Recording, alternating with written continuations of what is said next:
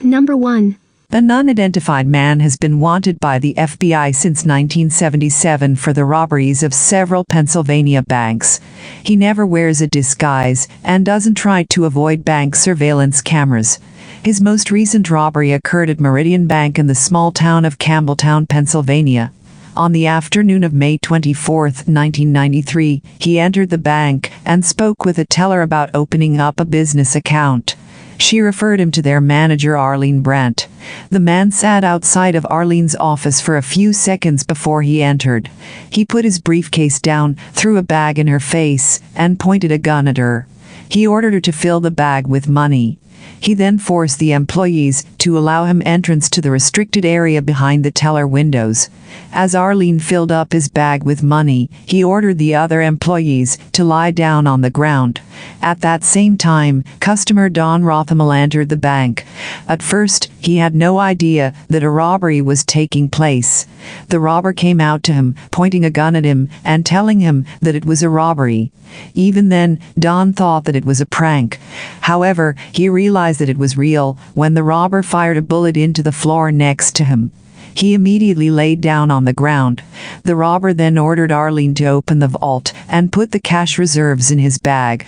She did this and returned the bag to him. As he left, he fired several shots at the surveillance camera.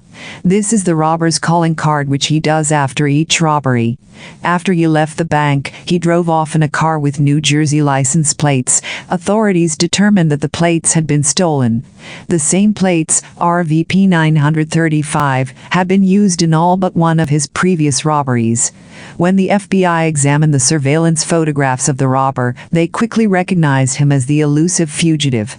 For nearly 2 decades, the same man has robbed a string of small banks in central Pennsylvania. The robberies included 1977 robbery in Halifax, 1985 robbery in Pillow, April 1990 robbery in Dalmatia, December 1990 robbery in Montgomery, March 1992 robbery in Turvetville, November 23, 1992 robbery in Beech Creek, and finally May 24, 1993 robbery in Campbelltown. He has stolen close to $250,000. To the authorities, the robber is a walking contradiction. He apparently tries to avoid arrest by targeting small-town banks and driving a getaway car with stolen plates. Yet, he is not shy when it comes to surveillance cameras, shooting them out only after his picture is recorded. As of 1994, the robber was described as being about 50 years old, 5'9" tall and weighing 175 pounds. He is left-handed and walks with a slight limp. He is also believed to wear a hairpiece. He has yet to be identified. Number 2. On February 24, 1983, a funeral was held in Stroudsburg, Pennsylvania, for 63-year-old James Kishaw. His 21-year-old grandson, Don Decker, had been granted a furlough from the county jail to attend the funeral. He was serving a 4 to 10-month sentence for receiving stolen property. What he had not told people was that James had physically abused him since he was 7. He felt that the evil in his life was finally gone. However, it apparently did not leave, but instead manifested itself that night. Don, angered by his parents glorifying James, decided to stay the night with his friends, Bob and Jeannie Kiefer. While at their home, he had an uneasy, chilled feeling overcome him. Suddenly, water began to drip from the walls. He fell into an eerie trance-like state. After the water started dripping from the ceiling, the Kiefers decided to notify their landlord, Ron Van Wy.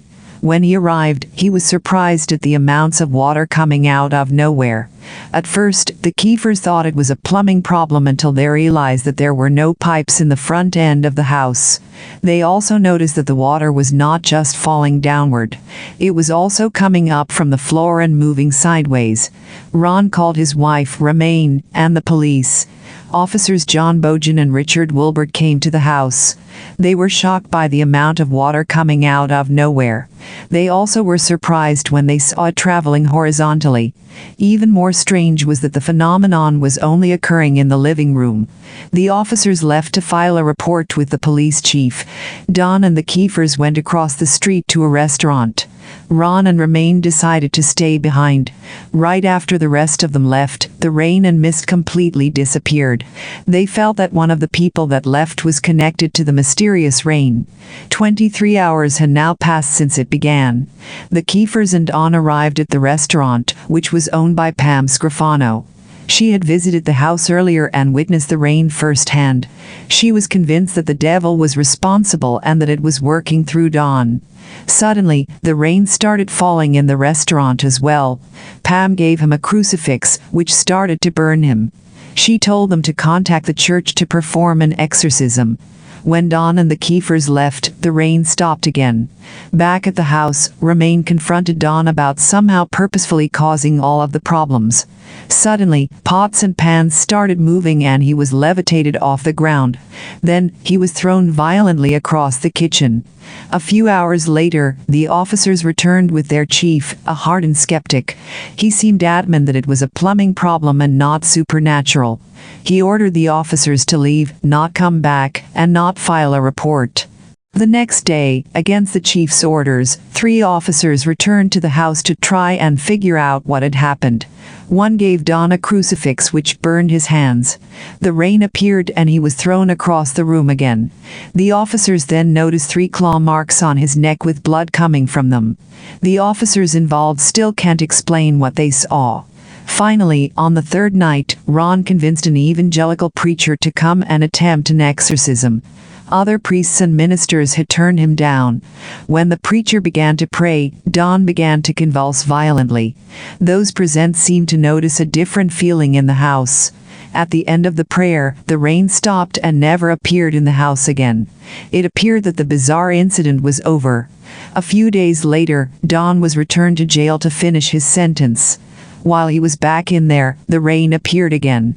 His cellmate was drenched. 2 guards and a janitor also reported seeing the rain. This time, however, Don felt that he could control it. One guard told him to make it rain in the warden's office. Just moments later, water appeared on the warden's shirt. A reverend was sent to the jail to meet with Don. A smell of death came through the area where they were. He witnessed the rain appear in the area as well. It did so at Don's command. The Reverend opened his Bible and it did not get wet. He prayed for him and the rain stopped. The Reverend also performed a ceremony on him. Eventually, as mysteriously as the rain began, it stopped. The rain has never occurred since, but Don and the various witnesses still do not have an explanation for it.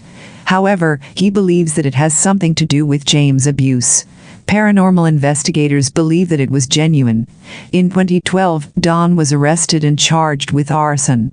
Although the incident was unrelated to the 1983 happenings, some say the new arrest makes him appear less credible.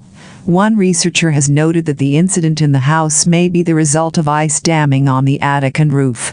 He believes that it may have entered the house, causing the strange phenomena. Although many are convinced that the incident was a hoax, others are certain that an unknown supernatural force was behind it. Number 3. Cindy Song grew up in South Korea. In 1995, she moved to Virginia to live with her aunt and uncle, and to attend high school. After graduating, she went to Pennsylvania State University. On Halloween 2001, she, now a senior, went to a costume party at Players nightclub with 2 close friends, Stacy Paik and Lisa Kim. She was dressed as a Playboy bunny. All 3 partied until 2 a.m. the next morning, when they left and stopped off at a friend's apartment to play video games. At 4 a.m. they dropped Cindy off at her apartment. She was never seen again. A search of Cindy's apartment found no signs of a struggle or forced entry. The false eyelashes she had worn to the party were there, along with her backpack and cell phone. The only things that were missing were her purse that contained her driver's license and credit cards. Police believe she was wearing her Playboy bunny costume when she vanished, as it was not found in her apartment. An analysis of her phone found that she had not made or received any calls after she was dropped off. off. There was also no activity on her credit cards. Finally, there was no suspicious activity on her emails. Police and volunteers searched a wooded area near the campus. However, no trace of Cindy was found. Authorities don't believe that she ran off on her own. 2 Britney Spears concert tickets were found in her apartment. A printout for a computer that was due to be received on November 6 was also found. Her friends and relatives don't believe that she was the type of person to just disappear. They also did not believe she was depressed or suicidal. Her friends remembered that she was happy and upbeat on the night she vanished. Authorities believe that Cindy left her apartment to go to a 24-hour supermarket and that she was abducted there or on the way. Another theory was that she left her apartment with someone that she knew and then was killed by them. A few days after she disappeared, a woman matching her description was seen in Philadelphia being forced into a car by an unidentified man. Police do not know who he was or if the woman was her, but they would like to question him. A $27,000 reward is available for this case. A possible suspect in this case was an unidentified man who was seen trying to force a woman matching Cindy's description into a car. She was screaming, crying for help, and he yelled at the witness to leave. The incident occurred in Philadelphia's Chinatown district, 200 miles from her apartment. He is wanted only for questioning and is described as an Asian male with olive to light brown complexion and medium-length hair. He has never been identified. Investigators have stated that they no longer believe the woman calling for help in Philadelphia was Cindy. In 2003, police connected Cindy's disappearance to a bank robber and suspected serial killer named Hugo Zelensky. A co-defendant of his told police that he and an accomplice, Michael Kurkowski, had abducted and killed a woman from State College that matched Cindy's description. The informant led police to the location of 5 bodies on Zelensky's property. However, DNA testing proved that none were Cindy's. One of them was Kurkowski. The informant claimed that Cindy was buried on another part of the property. Authorities believe the informant is telling the truth because his information on the other 5 cases turned out to be correct. Zelensky also confessed to kidnapping Cindy, but claimed that Kurkowski killed her and kept her bunny ears as a souvenir. Surprisingly, in 2006, he was acquitted of the murders of 2 drug dealers who were found on his property. He was, however, convicted of abusing their bodies. In January 2014, authorities announced that the badly destroyed remains of 7 other people were found on Zelensky's property. They have looked into the possibility that one of the sets belongs to Cindy, however, she has not yet been linked to them. They also announced that Zelensky's attorney and a private investigator were involved in witness intimidation and other crimes relating to his case. Finally, in 2015, he was convicted of the murders of Kurkowski and his girlfriend, Tammy Fassett, who were also found on his property. He was sentenced to life in prison. He is still considered a suspect in this case. However, her body has never been found. Interestingly, Zelensky is an associate of Stephen Martin, a suspect in the disappearance of Felicia Thomas and murder of Jennifer Barzalowski. However, it is not believed that their cases are connected to this one. Number 4. At 11 p.m. on the evening of September 12, 1987, 50-year-old Dale Kerstetter began his graveyard shift at the Corning Glassworks plant in Bradford, Pennsylvania, where he had worked as a security guard and maintenance man for 27 years. The shift started as always, and it was a routine Dale had been through countless times before. He went about his usual rounds, and there was nothing amiss, yet when the next guard came in to relieve him as always, Kerstetter was nowhere to be seen. The area was undisturbed, and his truck was still out in the parking lot, with the key in the ignition and all of his personal belongings, including a carton of his beloved cigarettes, lying untouched within, as well as an empty holster from his .22 caliber pistol, and his day pack. There was even a lunch pail carefully set out on a table in the cafeteria, along with the food totally uneaten, along with a set of keys under a newspaper. A complete search of the plant turned up no sign of him, and he had just inexplicably seemingly vanished without a trace. When authorities arrived on the scene, it was found that along with Dale Kerstetter, a load of platinum pipe estimated to be worth around $250,000 had also mysteriously gone missing, leading to the conclusion that the missing man had simply stolen the valuable platinum and made himself scarce. A thorough search of the plant and the surrounding woods and a nearby creek turned up nothing. When police dogs were brought in, they traced Kerstetter's movements to the second floor and right up to the door of the large glass furnace where the piping had been stored, a place he had no business being, as it had not been part of his security route, further incriminating him in a possible heist. But there was no scent trail leading away. This idea that he may have pulled off a heist did not sit well with his co-workers, who insisted that Dale was an honest, hard worker and loving family man who would not have stolen the platinum and then abandoned his family. Authorities were puzzled. Had this man been the victim of a robbery or kidnapping, or had he pulled off the platinum heist himself? Things got interesting when the police turned their attention to the plant's surveillance camera footage, which would only serve to further baffle authorities. In the footage, an unknown masked man can be seen entering the plant from a back entrance, and the unidentified individual is later seen talking with Kerstetter, after which the two make their way through the plant to where the platinum was kept. They both seem to be acting pretty casually, and at one point in the footage, Dale looks up directly into the camera for a time, but police could not tell if he was signaling for help or not. Nothing in the footage indicates whether Dale was being forced along by the masked man, or if they were conspiring together. It is difficult to tell if Kerstetter is under duress or not, although the plant manager has made it clear that he thinks the look into the camera was in fact a way to taunt them, saying of the spooky footage, "The first thing I saw was a masked man in the back of the plant in the one area. When I saw the masked man on the tape, I was very alarmed. At first I thought there's been some foul play, Dale's involved in foul play, and he probably is missing. And then Dale Kerstetter came back and met this masked person in the back of the plant. I had a very empty feeling in my stomach. I said, 'What on earth?' And then, as I continued to review the tapes, I saw the masked person come back out and go up to the tank area. Then I was extremely anxious because at that time I realized that not only do we have a missing employee, there was a good possibility that we had missing platinum in the plant. Whoever removed the platinum from the tank was extremely familiar with the plant. Everything in the plant, they knew exactly where to go.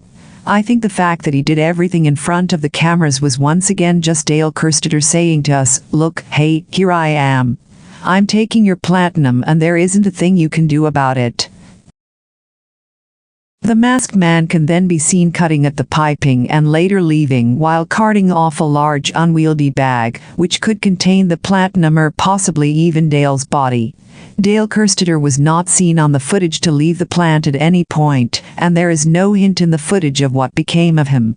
A lot of speculation raged at the time.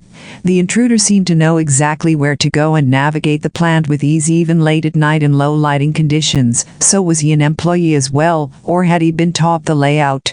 Had Kerstetter been in on the robbery and working together with the masked intruder? Had he been forced to hand over the platinum and then been kidnapped and possibly killed and disposed of? If so, why isn't there any footage of something like that, and where did the body go? No one knew for sure.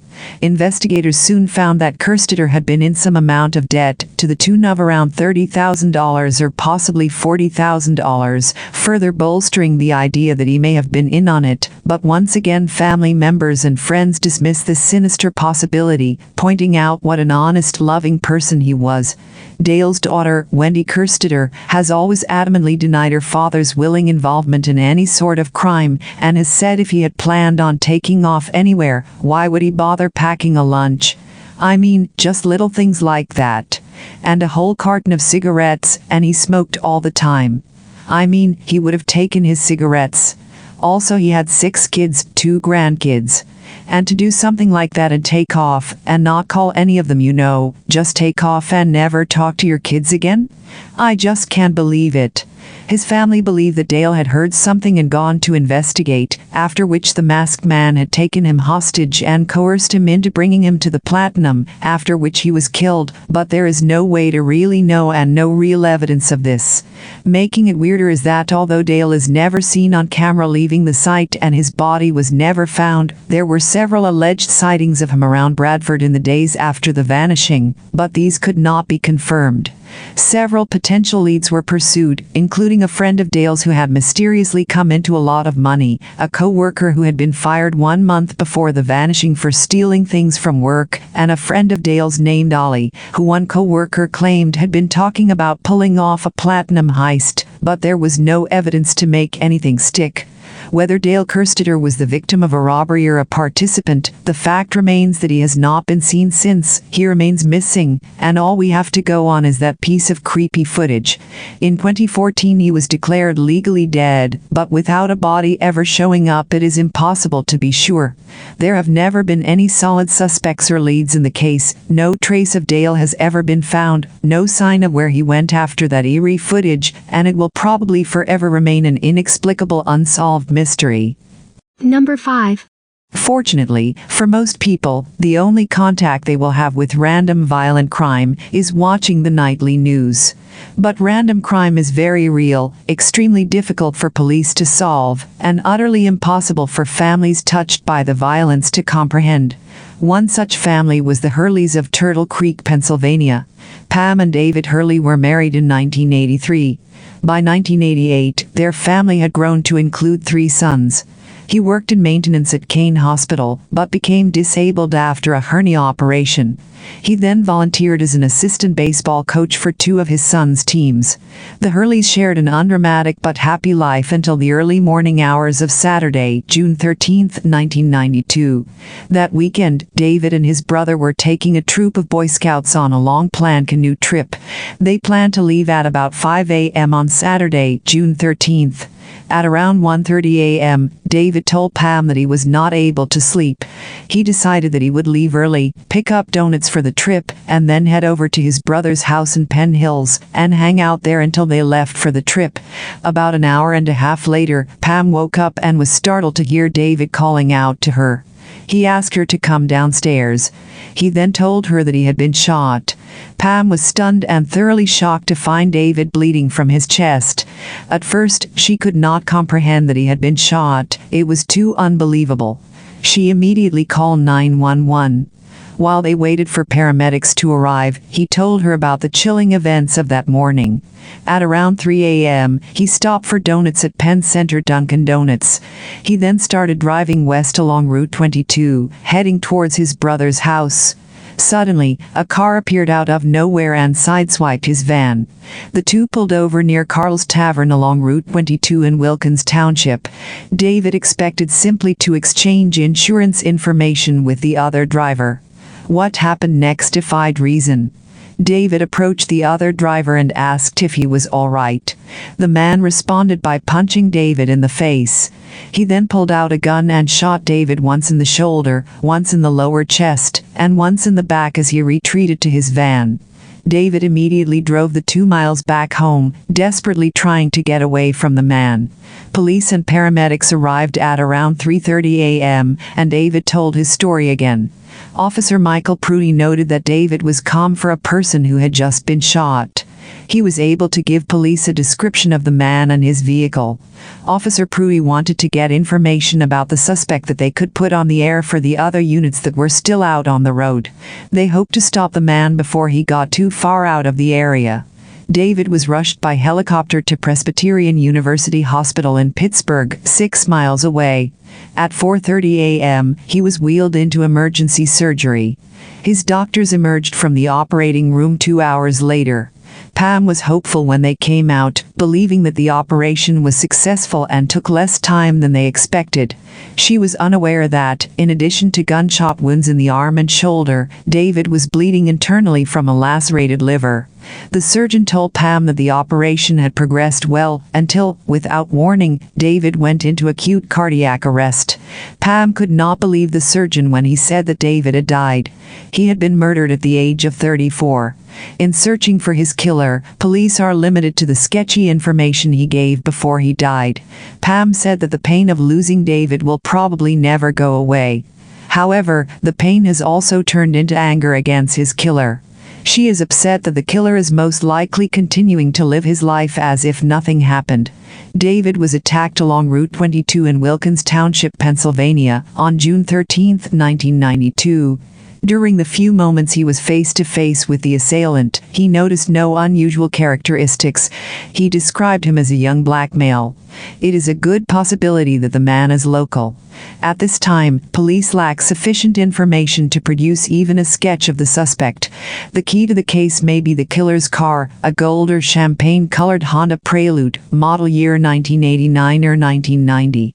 David's killer is described as a young black male in his mid to late 20s. In 1992, David did not notice anything unusual about his physical appearance. He was driving a gold or champagne-colored Honda Prelude, model year 1989 or 1990. The driver's side door may have been damaged and might have green paint on it from David's van. The car most likely went in for repairs shortly after the murder in June 1992. The gun used was a .380 semi-automatic. The suspect is believed to be local. He has never been identified.